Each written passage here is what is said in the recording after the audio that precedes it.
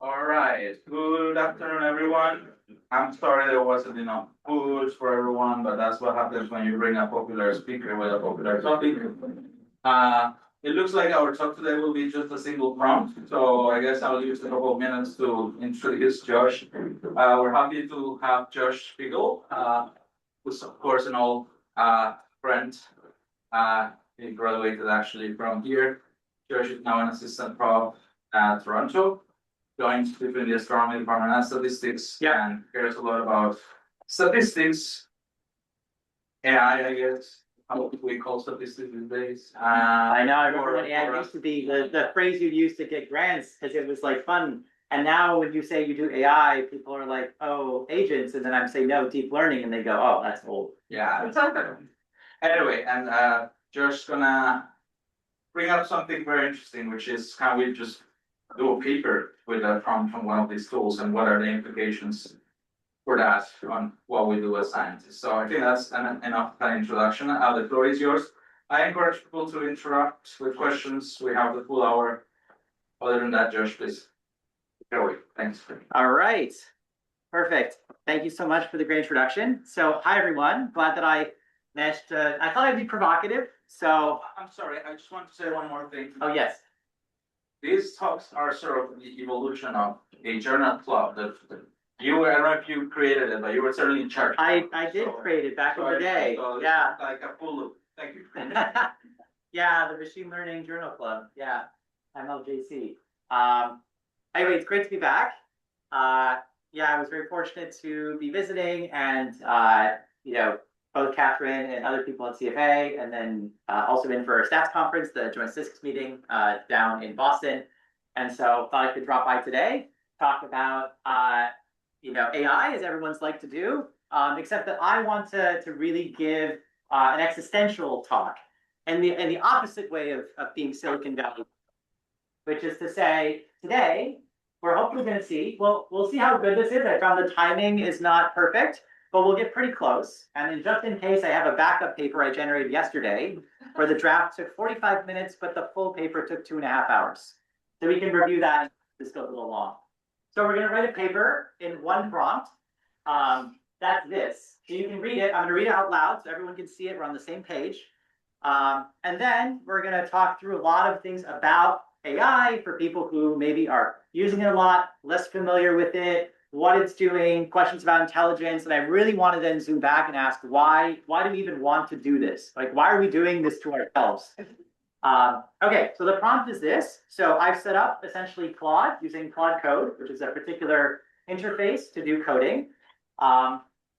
We can talk a little bit about how people interact with this. I know a lot of people probably use one of these chat windows, but this is directly in the terminal, so it has access to my computer. A student of mine. Oh, that's nice. Okay. Could be Fable 5, which is Anthropic's flagship model, but I've also tested this with Opus and Sonnet. And then I've set the effort to this thing called UltraCode, which is just a fancy way of saying it will think really hard and it's going to try and use many, many copies of itself, which are often called agents, to accomplish this task. So the task is this: come up with a novel research question within the subfield of galaxy evolution, gather the relevant archive literature, simulate or obtain data, implement and test methods, produce figures, and write a draft paper suitable for submission to the Astrophysical Journal. Verify your own results are accurate and that your writing is aligned with other analogous APJ submissions before reporting. This is a live demo, so try and scope things appropriately. Be judicious in your actions and cognizant of the time so that we can finish within 50 minutes. Okay, and now we're off. So this is going to think for a while. While this is doing that, I want to take a step back and just ask. So for people in the room, I think at this point, everyone has heard of or used AI. But I do want to ask how many people are familiar with or have used, tools beyond just the simple like chat interfaces. So just a show of hands. Okay, so like maybe half, 2/3 of those. How many people have used sort of like some of these coding assistant tools in like GitHub? And how many people are using these types of full sort of command line interfaces or full sort of harnesses where you talk to the model directly? Okay, so about a little less, but similar amount. So obviously, one of the things that's changed a while over the last couple of years has been the rapid advance of this type of technology to accomplish lots of tasks that previously we thought were very difficult. In other words, as always we do as humans, we say, oh, we are special because we're intelligent for X, Y, Z. Oh, we can use tools. Oh, wait, crows can use tools, but we can use tools better. We can plan. Oh no, other things can plan. But we thought that this type of very high concept work, understanding language, understanding intent, producing figures, doing the active research, this was a very human task. And this is no longer the case, right? This is actually going to take quite a while, I suspect. Sometimes it can think for several minutes. We can discuss what thinking means. But it's important to understand that, before, I think when we talked about AI and people would say, oh, they're not necessarily intelligent. They're just like these stochastic parrots that just produce the next word in a sentence. And you go, sure, but if you produce the next word in a sentence so that it runs a program, that kind of does seem to decode some sort of information. And now I think as things have gone on and they've become more and more capable, it's good to sort of take a step back and ask, what are we doing? Now, I ask this question for a couple of reasons, because I think we've all seen and have felt and ourselves have started, seeing the influence of a lot of AI in our lives. I don't know about any of you. I enjoy spending time on LinkedIn sometimes, mostly because I enjoy seeing how it's become an apocalyptic AI slop wasteland, where every post is just some more ridiculous AI slop thing with always the exact same intro of like, it's not this, it's this. No one's talking about X. Okay, great. So now it's going to do a compressed research sprints. The method it's going to be do fixed specific star formation rate cuts used to select star forming galaxies systematically biased and measured intrinsic scatter of the star forming main sequence, specifically confrontation of the quenched green valley tail at high stellar mass artificially flatten the mass dependence of the scatter, which is actually quite a nuanced science question. So this is relevant for the field. Like, people have commented on this before. It's now going to run a bunch of literature sweeps in parallel via archive API agents, going to generate simulation inference code, actually try and query SCSS, produce some figures, and then also draft the paper in AAS, and then do a verification pass. And so this is all now running in parallel on my computer. So if you want to see what this is doing, in case no one has used a tool like this before, this is a specific thing to Claude Code, but you can also run this on Codex. So what it's done is it's now kicked off 5 Fable 5 agents, which have all now loaded in like 20,000 tokens. Tokens are these subsets of words. They're roughly sort of 3 to 4 tokens sort of per typical word. So you can think of these all being a few thousand words. It's going to do a giant literature search, looking at star formation main sequence, quenching information, methods, simulations, and data, which is all now running and actually querying the archive. We can go check to see what it's doing. And indeed, you can see it's actually calling a bunch of batch queries to actually look at papers from the archive. Okay. So clearly this is like a lot, right? There's a time where we'd all say, oh no, the models like hallucinate and make up citations. And I'd be like, bro, I do that all the time, right?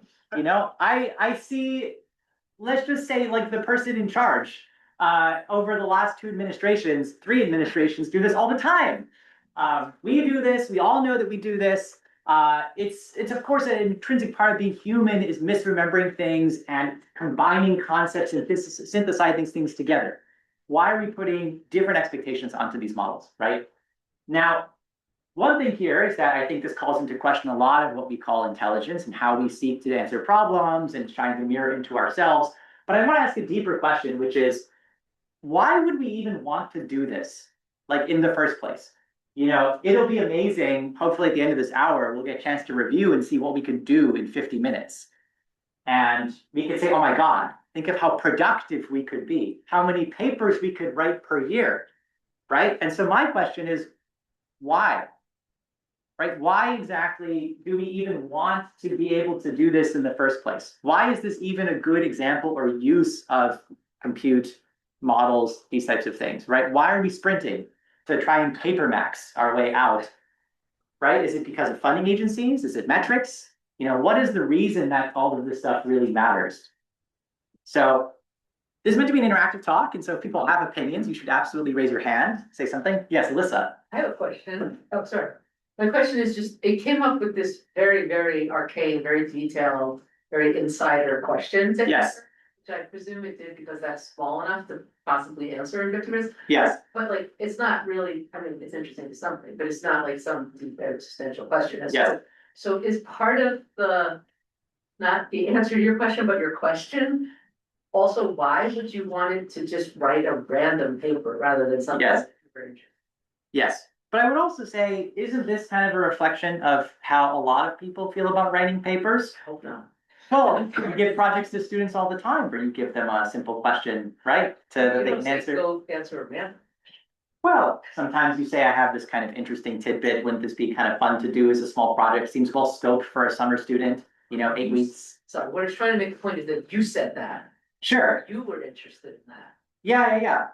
But this is definitely the case where, sure, this is 50 minutes. It's now writing code to generate a 2-component galaxy, population. But if we said instead of 50 minutes, we said take 6 hours, take 9 hours, take a day, take a few days. Would it do anything better? Would we want it to do better?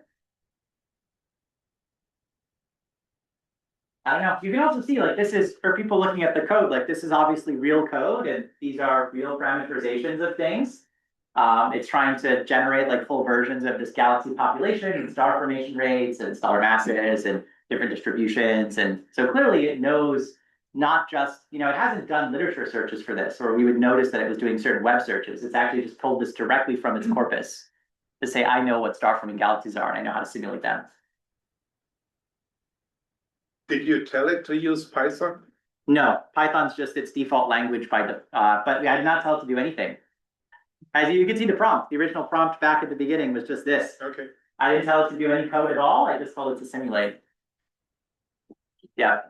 I'm sorry to be speaking, but to what extent do you feel the need to like micromanage and check every sort of detail of its analysis, right? Because it's gonna spit something out for us. Yeah. And we can like see what it's doing, but to what extent are you going back and saying like, well, actually, this isn't quite right, or maybe I make a different decision, or where are the biases, et cetera. So for the purposes of this thing, none. I'm just gonna do nothing. It's gonna do everything and check itself. In general, I think this is a good question, but it's also one we might ask a collaborator, right? We think about working with either a student or a colleague or a senior, member of a collaboration. When they hand us a result, do we always say like, hey, could I check your code?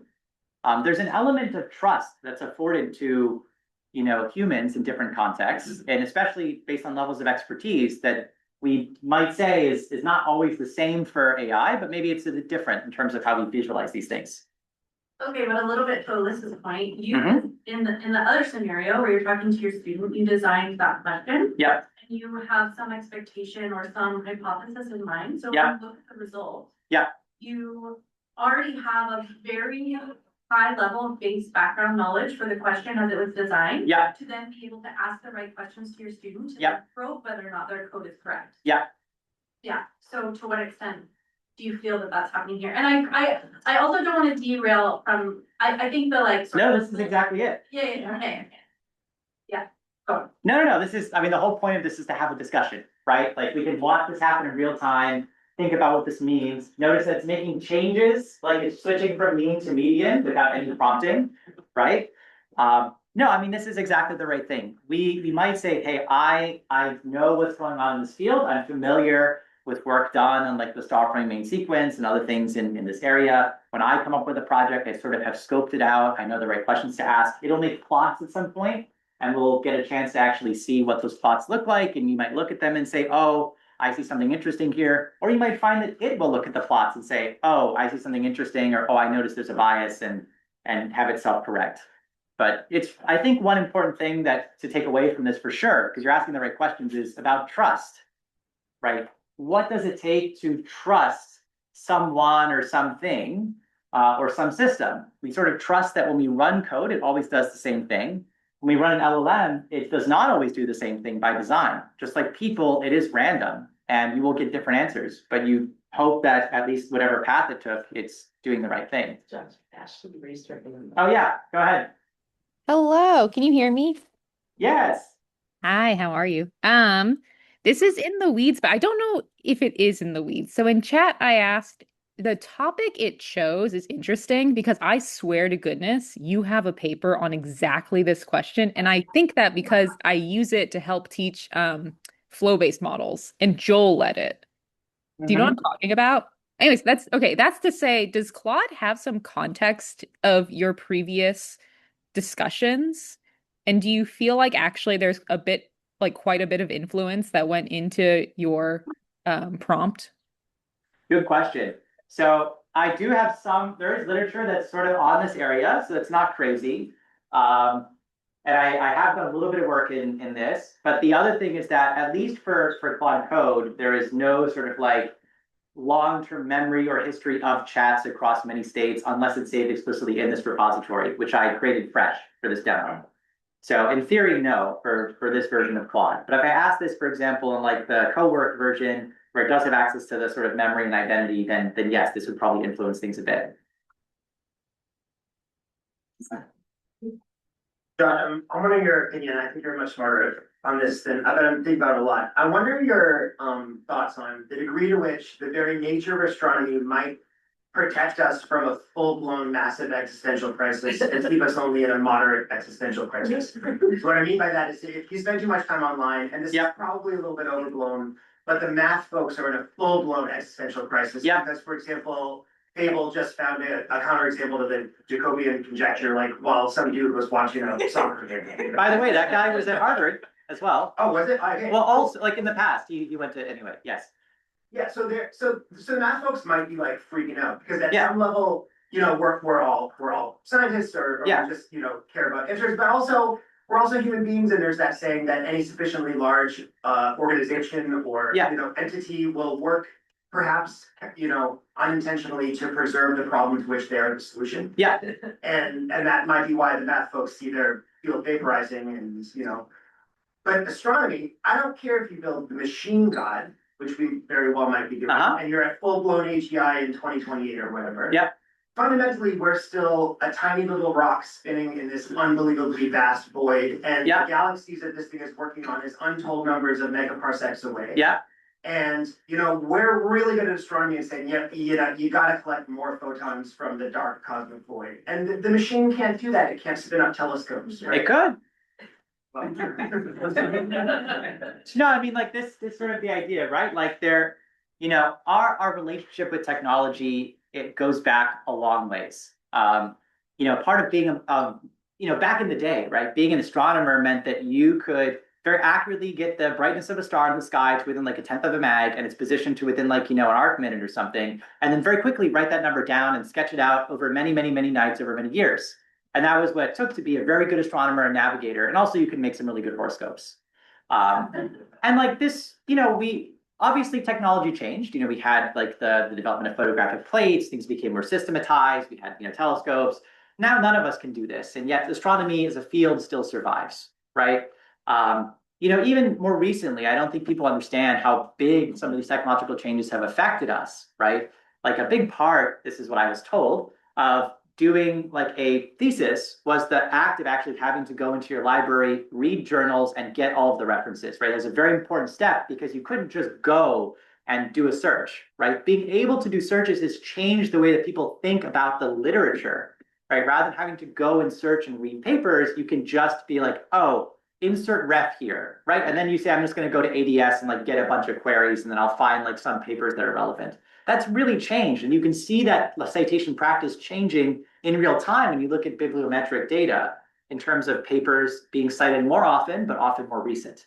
Now, right, if we're looking at this, you could say lots of astronomers don't know, for example, how telescopes work anymore. We don't know how telescopes operate anymore. We don't even know how data is collected anymore because you can just access a database from, say, Sloan, and essentially it becomes something close to data science.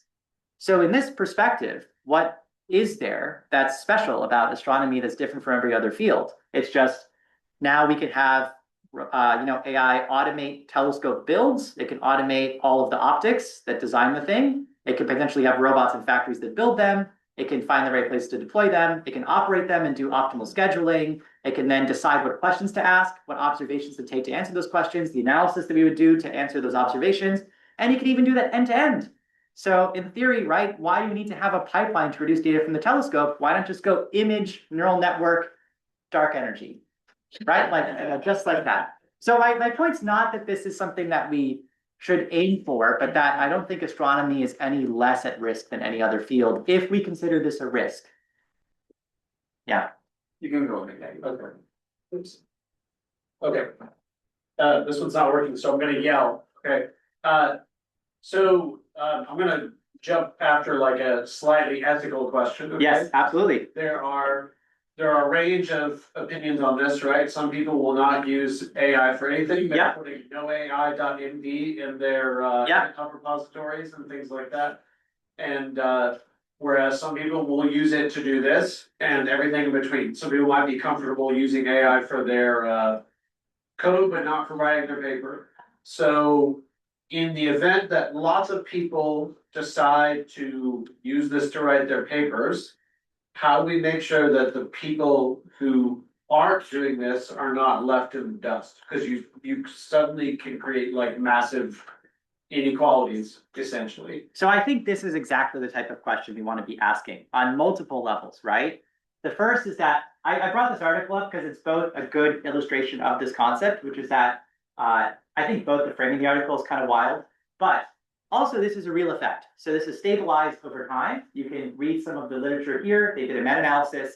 Essentially, there is now a documented sort of 5 to 10 percentage point gap in AI adoption. This is across sort of universities, businesses, across the world between women and men.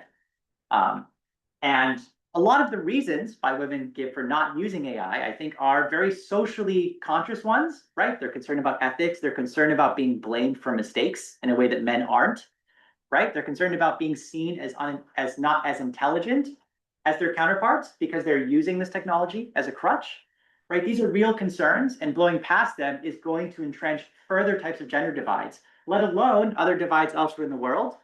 Anthropic did this very biased but very interesting study. These are like for all the people who use Claude Max, so like people already like paying for a lot of AI. So this is a great website and resource where they did survey people from all across the world about how they feel about AI, and you can see strong differences from region to region in terms of how people's positive feelings, what they want to get out of it. You see lots of negative feelings, especially in Europe and the US and North America. You see lots of more positive feelings, especially in the global South. Largely driven by this belief that sort of AI will help equalize things for them, right? There's more opportunity gain from using this technology. So it's a very interesting website in case, but I mean, to get even more to your question, right? Like, why are we trying to race to publish more papers? Like, why is it that we're going to use AI and we're going to use AI to publish more papers, and that's going to mean that someone's going to be more successful?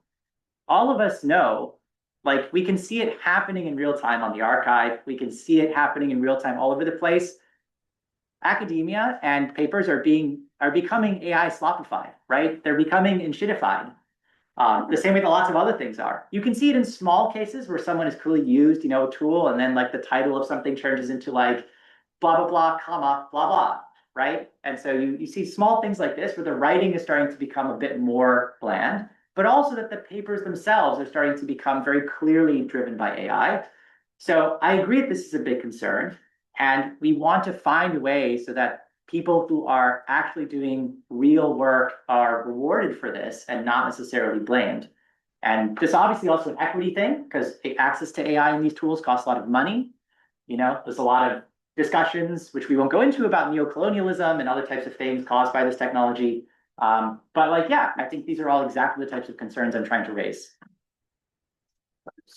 There's one online. Oh, yes, Vishnu. Hey, can you guys hear me? Yeah. Yeah. First of all, I'm glad we are talking about this topic. So great job about that. Yeah. So my question is like, the traditional wisdom now in this vibe coded era is like, idea generation is cheap, but verification is hard. But now, I mean, of course, the mode you're using now, ultra code, you can have Fable act as a reviewer, or You can have GPT 5.6 act as a reviewer. You can make these agents adversarial against each other and ask to verify the paper you're about to generate. So my question is like, so of course there are two ways to verify whatever the output that this generates. One is of course the human way of verifying the manually, and of course the other one is using AI agents itself. So in your topic of expertise, what have you felt like instead of like one way to do is slash loop slash goal and just ask the AI agents to fight against each other and get a good paper. But do you still feel like your feedback adds value? I'm not. It's just I'm just curious. Like, have you guys how have you felt it? Because my opinion on this has gone back and forth. Like for some topics, I feel my input is really useful, but for some other topics, the AI can just figure it out by working with other agents. Yeah, so I think I'll answer that in two parts. One is that I still find in a lot of cases that my feedback is very useful, but I also have been, I think I spend like a lot of time talking to these models. And so I sort of try to really match their pace when it comes to how I delegate work and give feedback and think about things. And I can see that in terms of how I work and how I talk sometimes. And so I still do find that that feedback is helpful. However, I think that the broader point is even if my feedback wasn't necessarily helpful, I still don't necessarily think this is a good idea.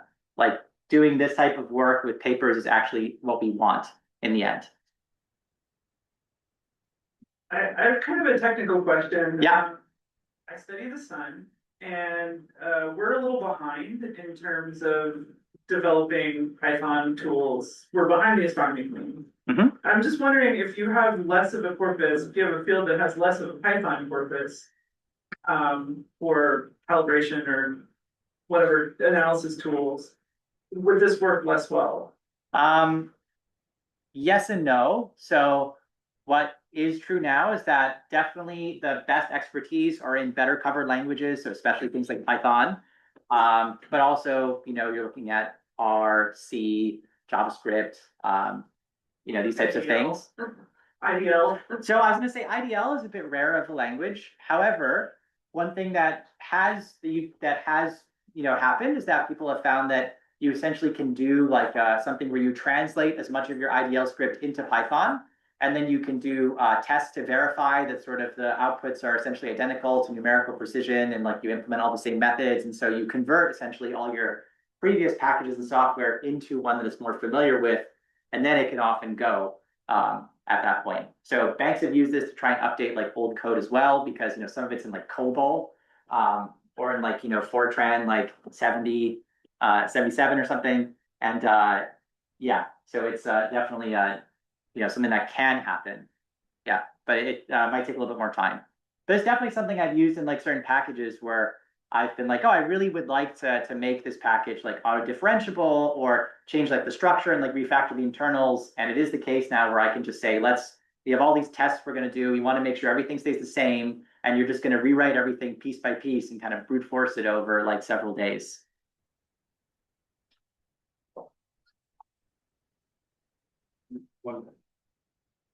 I just have a quick question about what we're seeing now. Yeah. It's making all these plots and we're not seeing them. So we can look at them. Yeah, that's what I was gonna ask. Okay, so Also, we the can. grants thing of robotics and AI is way behind this kind of AI. Like the physical manipulating and building the telescopes, you gotta wait. Yeah, so this is its mock scenario, which you created. And this is the real SDSS data, which apparently it downloaded when I wasn't looking. There's some mock recovery tests. These are actually nice figures now. No, they're not. Let's just say they're better than ones I see all the time. It still has this problem. How do you know it downloaded it? I would be pretty confident that this is probably real data and not fake. But that's just because in general, the models do not make up things as much. And they do have a thing that says SDSS mphu.csv. Okay. But we have to check the trace to see if it actually did run a download. But my guess is that it did actually grab it from the server and download it. Yeah.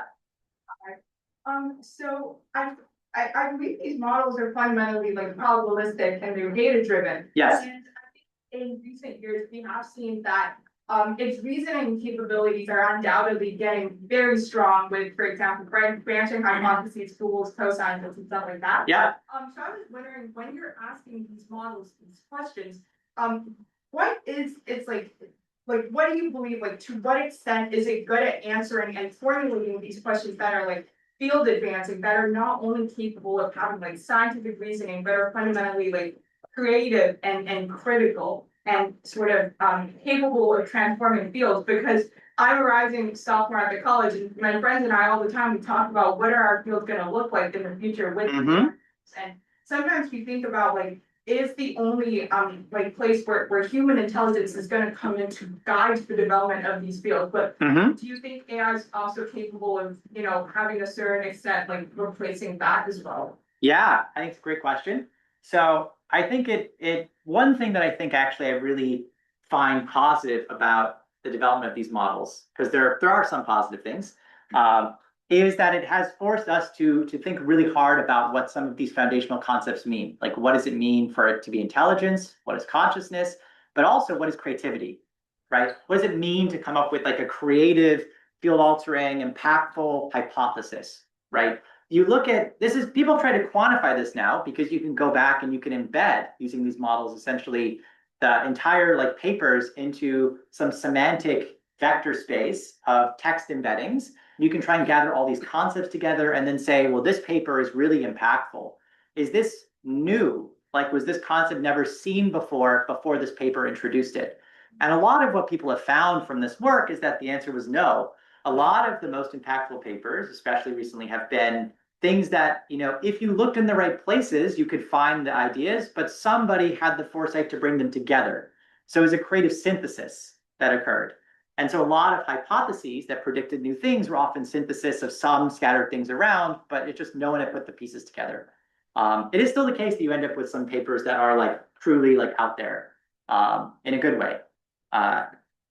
Maybe I can make an obby crack, but so in general, I'd say that at the moment, the ability for these models to engage in what we might consider, you know, truly creative work is still pretty limited. So they're extremely good at grinding down on tasks and being extremely creative and within a certain scope for problem solving, but they're not necessarily very good at generating what I call truly novel ideas, like in truly novel definitions, axioms, you know, new experiments that do not have any sort of grounding or pull from a very broad conceptual base in some other domain. But that could change in the future. It's not guaranteed that that's going to be true forever. I have a follow-up question. Yeah.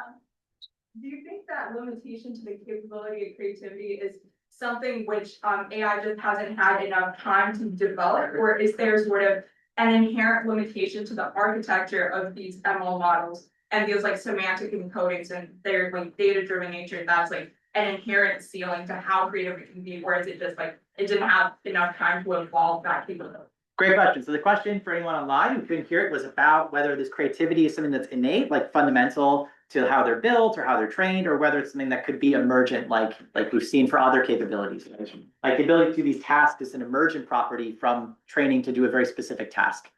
So I'd say it's hard to say that this is something that is a limitation to the architecture. And by that, I mean, I'll give an example. So I used to think that the skill set that was required to give a public talk, to code, and to actually write an academic paper and to explain it to like a 5-year-old and to say something in French, those are very different skill sets.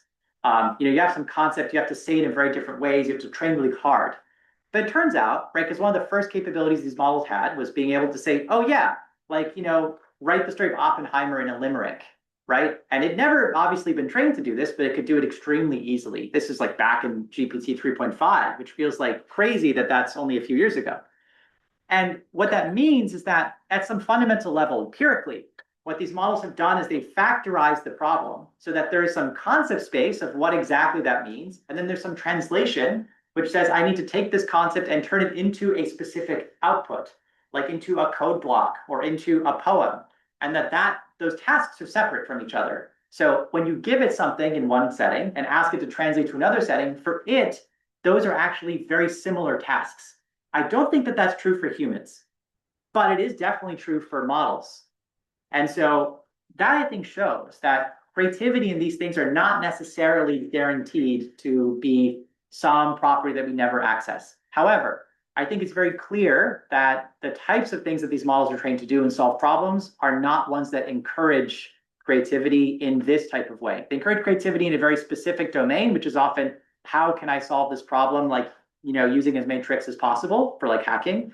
They don't necessarily say, how do I just do something totally new? Which is something that I think every one of us feels. I get to see this with my son. He's like 2. He loves doing new stuff all the time. And it's done. All right, so we are way under budget. It's only 30 minutes this time and 21, 30 minutes, 21 seconds. So let's take a look at the paper and just see what we got. So we got 9 pages. Yes, the intrinsic scatter of the star forming sequence encodes the birthiness and regulation of galaxy star formation, yet published values of sigma SF and stellar mass dependence disagree. We show that much of this disagreement can arise purely from how they're selected using mock catalogs. A quench cloud and realistic measurement noise, we test 3 estimators. There's a cut. There's looks like a couple different versions of this, and then they give some different cuts, and they apply it to the 200,000 galaxies from SDSS MPA JHU catalog, and then they estimate how that affects the scatter on the star forming sequence. And by the way, this includes an introduction with references. Many of these are probably real. So which is an achievement. Like, the models have clearly been trained. We all sat there and said, oh, it makes it up all the time. And clearly what the labs did is they said, every time you think you're going to make a reference, do like a search and then like go get the BibTeX. And that's what they do now, is they just go and collect BibTeX files instead. Your prompt asked specifically for a novel. Yes. Right? Yes. I mean, is this no? I mean, I have to read that. This links to the creativity question. I mean, for those of us who come from understanding, yes, these models are a probability distribution in many parameters over human knowledge. Yes. The creativity question comes to the question as to whether this is just sampling a wing of that distribution or making correlations, or if it's actually pushing to a different sort of distribution. I mean, is this actually something that we didn't know? So I would say this. So 2 things. One is that this is the type of paper I would actually have to read, right? First, before I could like just say, oh, this is complete bogus, right? I would need to actually read this paper and figure out what's going on. And you might find when you read through, some of these models still are a little funny with how they phrase things, but like, here are equations for mixed fractions, here are results from a test. It has the same plots we saw earlier. It has the summary with the nice bullet points. An acknowledgement of itself. In terms of novelty, though, I mean, a lot of papers that we produce, a lot of work and literature, some of it's novel in the sense that it's extremely unique and super different and transformative, and some of it's novel in the sense that nobody has quite done this particular experiment before, and so it will just choose to do that like one step above thing, especially given that we wrote this in 30 minutes. So I just want to emphasize, by the way, if you asked me to write a paper in 30 minutes, it would not look like this, okay? It would be some scratch pad and me just like, flailing around. It would not be any plots. So you can imagine what this might look like if you gave it more time. And if you also said, let me iterate on this and go back and forth, and at the end of a week, you might have something very different. A bunch of questions. Yeah, be a lot of questions. We'll go through some of them, and then I think I'll get to some of the thesis, also using different AI. So going a little bit back to the ethics discussion. Please. So everyone here in this room probably gets paid through public funding. So we take taxpayer money to do our research. And the way I justify that is that astronomy, while we're not solving brain cancer, we're not solving any diseases or wars or anything, there is a benefit to the public in astrophysics research. Yeah. But with the advent of AI, I've been questioning that a lot more. Yeah. How do we justify taking public funding from people who work really hard and then funnel that into AI companies who widen the wealth divide, who build data centers in these communities and then take up the resources equivalent of a medium-sized country? Yep. That's kind of what I've struggled with the most. So that's a great question. I'd say I'll give 2 different flavors of responses. The first is that there is a reason that when you go to AAS, they have a Northrop Grumman booth, right? Like astronomy, actually, one of Neil deGrasse Tyson's most interesting books is one that he wrote with another academic on like the relationship between astronomy and war. There's a very deep and long-standing relationship between astronomy and the military-industrial complex. We've known this for a long time, but it's just important to recognize that no field anywhere is blameless, right? Statistics was a huge part of eugenics, right? You also saw lots of philosophy used in Nazi Germany. So there's always some element there. Now it's not to say like, oh, everything is the same, but it's good to recognize at least that element. The second is, I think it's also good to recognize if we are taking this approach, which I agree with you on, and also what David Hogg makes in this very nice provocative paper, which I agree a lot with, is that if we went to like a philosopher and they were like, oh my God, like LLMs are so amazing, I like wrote 3 books, and you're like, okay, but like why? Like the point of philosophy is to think really hard. Like for us, right? Like why are we just trying to produce a bunch of tomes of thinking about stuff? Like, well, there's no point in this. And so I think if we move it back and we say, look, astrophysics is funded by the public, it is something that we can talk about spin-off technologies, but fundamentally like is a curiosity-driven, thing about the world, about the universe. Why are we trying to do the same thing? Like that, the piece of paper that we produce is itself as important as the whole process of producing that work, training somebody, doing that exploration, communicating that with the public, sharing those funds around, and not necessarily dumping them into data centers. So I think I'm just saying, I think your thesis has a lot of merit.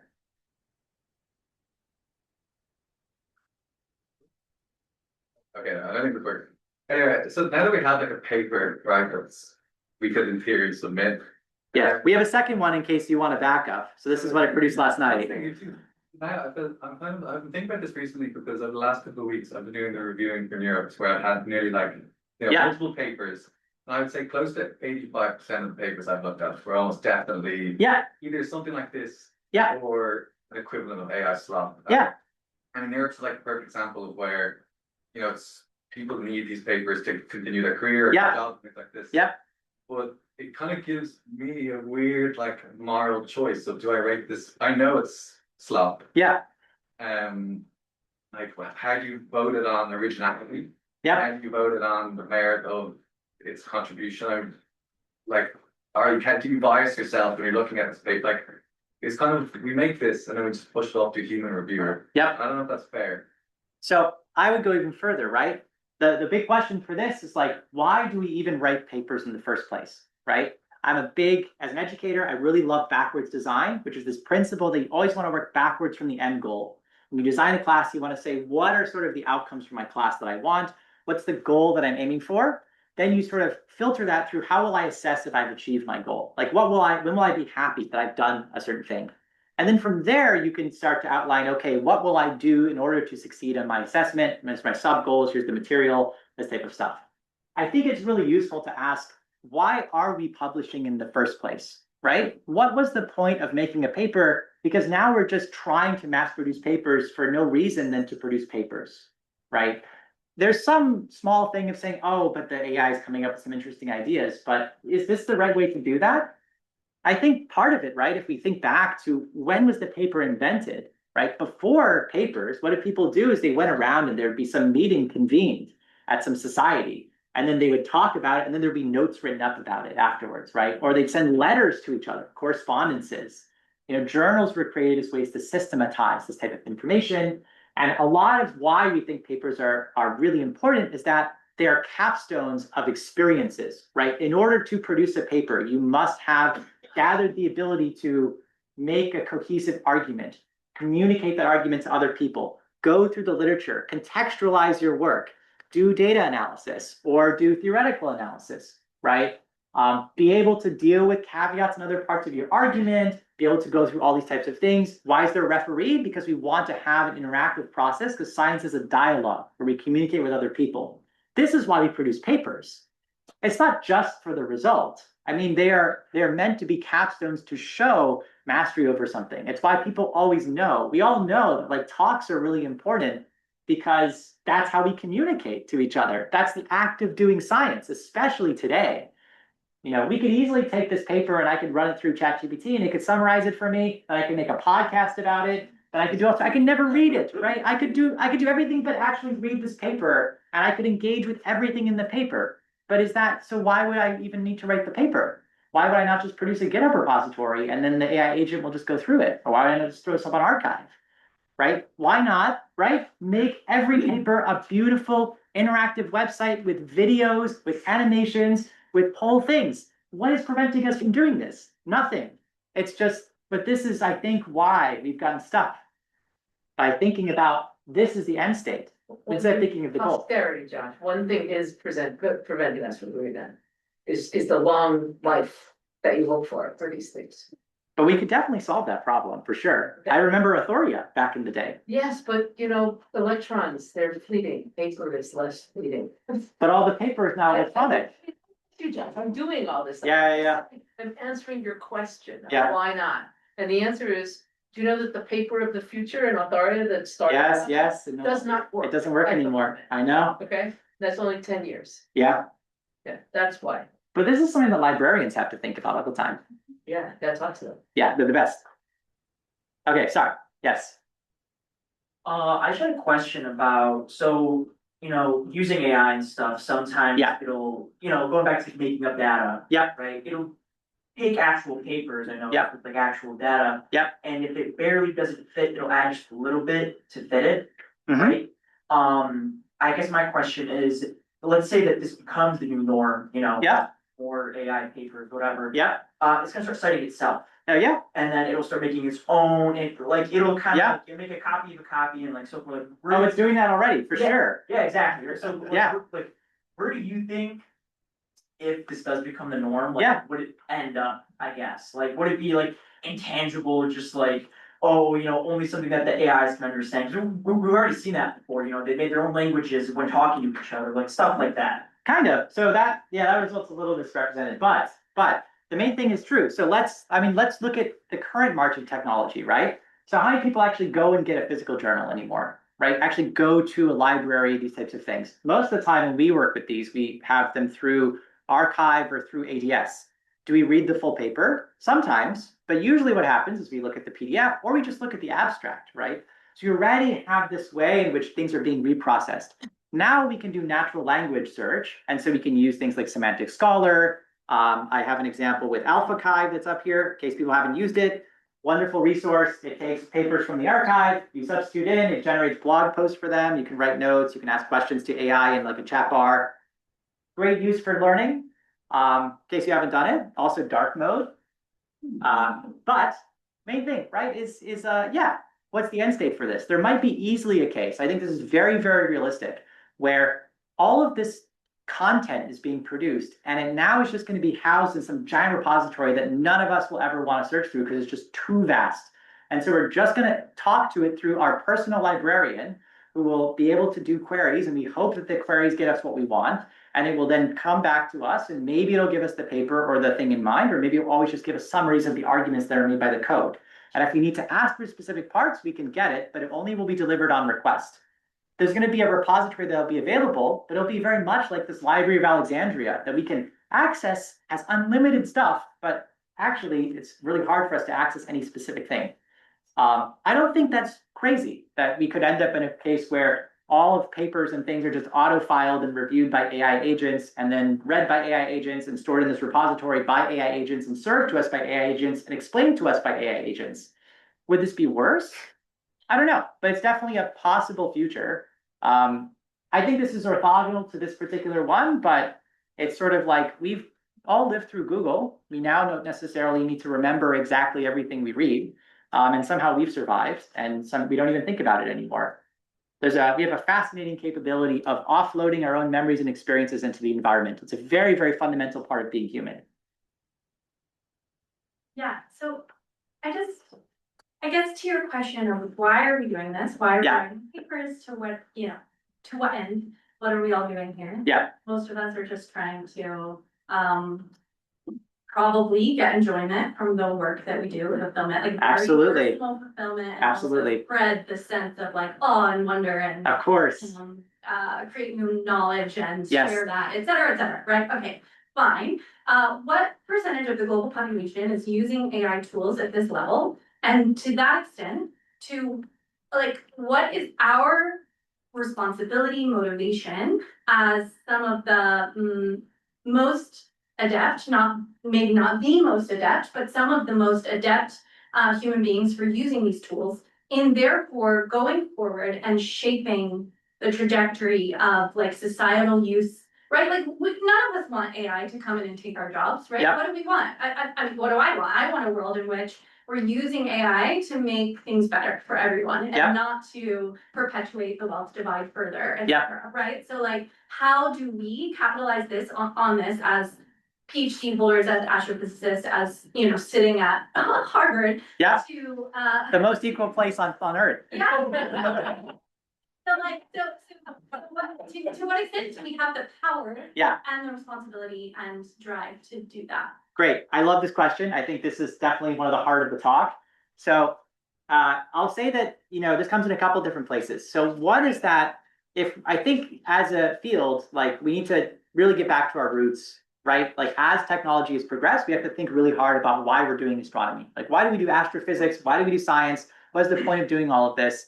And I think from there, we'll be able to derive ways to change incentives, right? Why is it that everyone wants to make papers and use all this stuff and work faster? Is because everyone wants a job, everyone needs to do this, right? You're against everyone else. There's never been fewer jobs thanks to great people.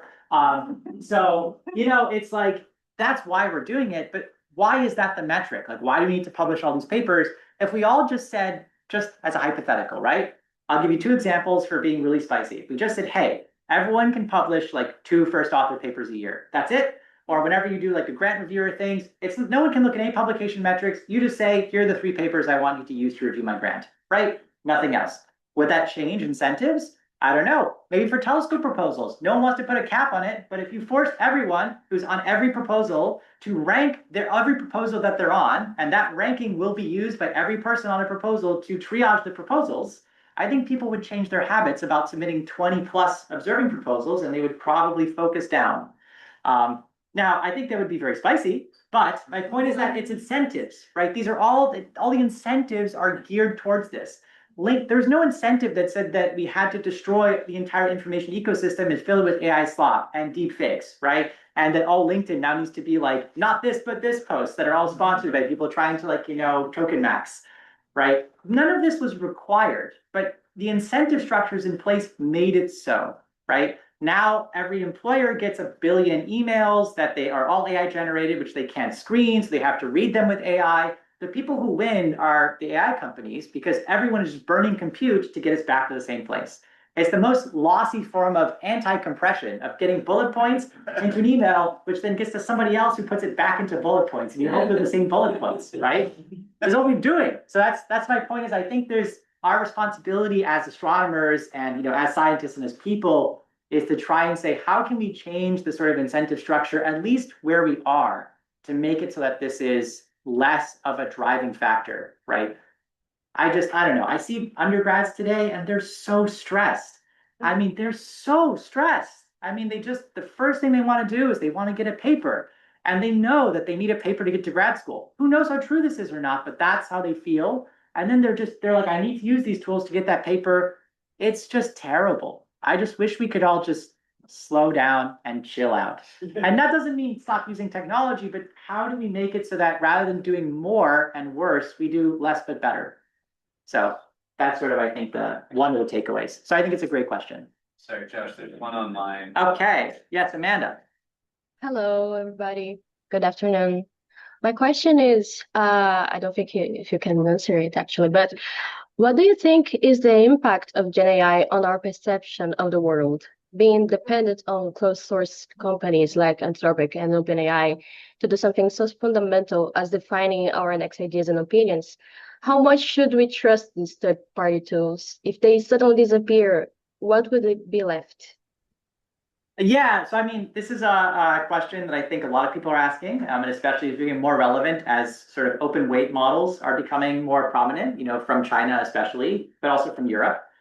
And I think the answer is similar to, America and in general has had a history now of, for at least 20, 30 years, of putting a lot of control power in the hands of tech companies when it comes to social media, when it comes to search, right? When it comes to data aggregation, software as a service, lots of places actually go through a very, very small number of firms who have a lot of power in terms of how they can price things.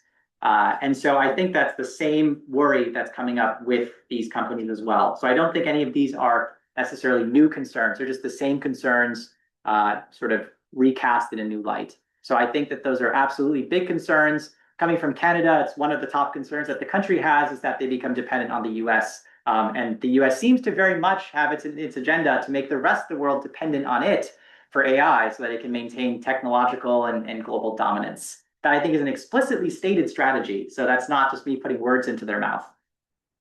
Okay, we're out of time. We'll have for the last quick question.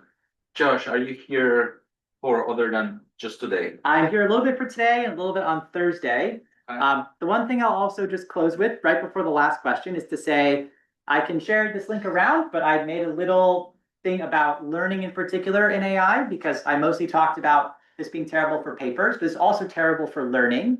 And so it turns out that you do not learn very well if you're trying to just paper max all the time. And here's a fun graphic put together by the AI model in Gemini Notebook. But yes, so anyway, there's a podcast version if you want it, but I just wanted to share. Yeah, everyone sees that. All right, that was, yeah, go ahead. There are only a handful of companies who are controlling the AI market and the AI model. As always with IT, rubbish in, rubbish out. So there are two things where that gets really dangerous. The first one is, what is the basis of the training? So currently, if you go through all of Wikipedia, ESC, and all the scientific papers, archives, it's fine. But with the training and with the post-training, you have the ability to steer the AI, and that is influencing what people think and what people research on. So if you don't like research on, say, cataclysmic variables, it's very easy to downgrade cataclysmic variables in these AIs.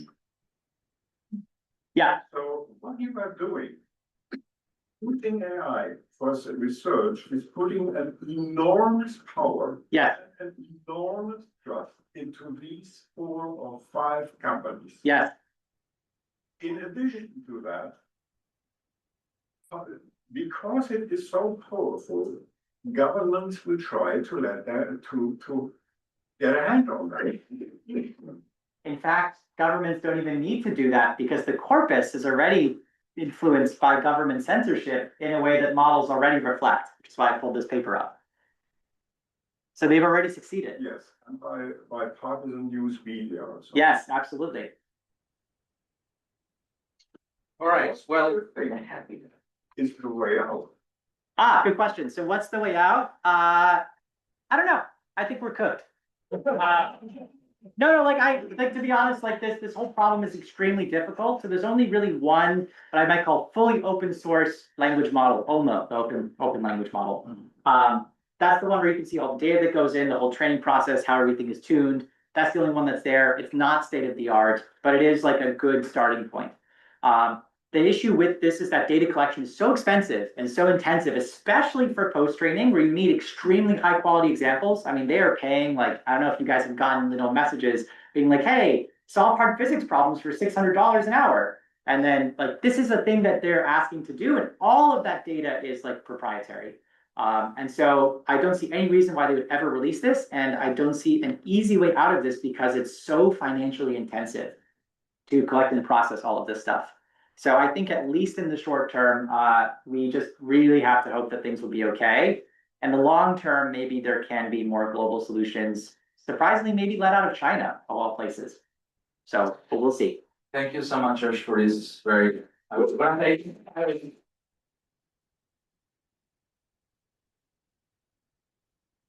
thinking about start thinking how you are going to make a difference. Yeah. And see you next week. Thank you very much. Thanks, everyone.